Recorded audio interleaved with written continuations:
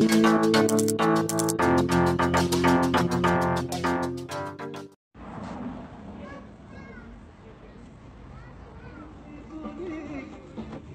la fin du mois de juin, une fébrile et peu coutumière activité saisit certains quartiers de la capitale. Pendant un mois, juste avant la tombée du jour, il y a toujours une famille marocaine qui met la dernière touche à la maison roulante qui la ramènera au pays. La formule semble immuable. Chaque été, la famille entière retourne au Maroc pendant un mois. Les plus riches le font en avion, la majeure partie en voiture. La famille Moussa n'échappe pas à la règle. En cette fin juillet, pourtant, Mohamed Moussa peut envisager pour la première fois ce voyage comme une formalité. À 53 ans, 7 de ses 8 enfants sont mariés. Il peut donc jouir d'un confort longtemps désiré.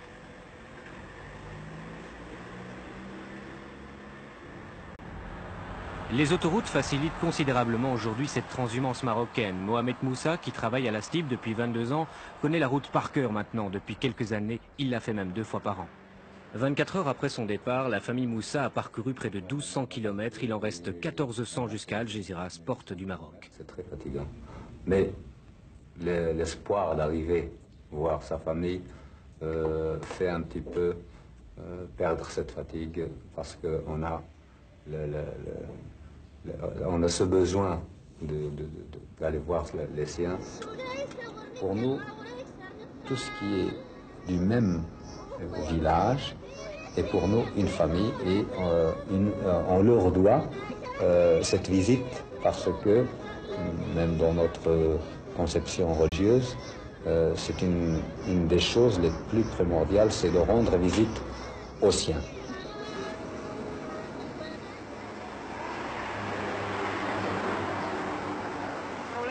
Ah, problema. No hay problema, ya os entiendo. Tu comprends le français? Comprendo algo, pues lo que más o comprends menos... les gestes? Lo que más o menos necesitáis. Servicios. Attention.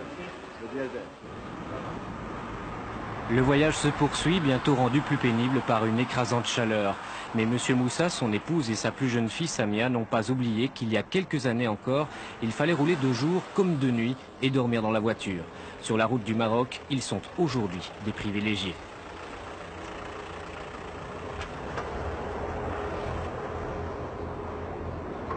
Bien entendu, il faut se reposer. Mais il y a beaucoup de familles qui ont encore beaucoup d'enfants en bas âge. Prenons par exemple mon cas. Quand j'ai 8 enfants. Quand ils avaient de 10, de 15 à 8 mois, j'étais obligé de vivre dans la voiture. Maintenant, je peux même me permettre d'acheter une petite voiture, d'aller dans l'hôtel, d'aller dans des restaurants, vraiment vivre ce que je n'ai pas pu faire il y a 10 ans. Les raisons qui poussent les Marocains chaque année sur la route d'Algeciras sont multiples et derrière elles se profile déjà un fossé entre les générations. Ma génération retourne tous les ans parce qu'on se dit aussi dans notre tête que quand on sera pensionné, quand on sera vieux, comme je parlais un peu de culture, je serai beaucoup plus accepté en tant que personne âgée dans mon village que ailleurs. Nous inculquons à nos enfants de faire de même, mais nous savons bien que si nous disparaissons, nos enfants peut-être viendront de temps à autre, mais ce n'est pas sûr. Mais nos petits-enfants, cela, il ne faut même pas y compter dessus. Pour ceux qui sont nés et ont grandi à Bruxelles, en effet, la vision du Maroc est souvent très différente de celle de leurs parents. Combien de kilomètres Sevilla? Sevilla, 100 kilomètres. 100 kilomètres. Samia a presque 18 ans. Elle fait ce voyage depuis qu'elle a 8 mois. Bientôt Algeciras, quelle impression ça va vous faire d'être sur le bateau Pour être franche, aucune. C'est normal, je prends le bateau pour aller voir ma famille. Dans un mois, je reprendrai le bateau pour aller retourner dans mon pays, qui est la Belgique. Parce que déjà, quand je vais au Maroc, je suis déjà traitée comme une étrangère. Pas vis-à-vis de ma famille, hein, mais vis-à-vis des étrangers. Enfin, je veux dire, des gens qui ne me connaissent pas. Donc, mais je dois dire que là-bas, je vais en touriste.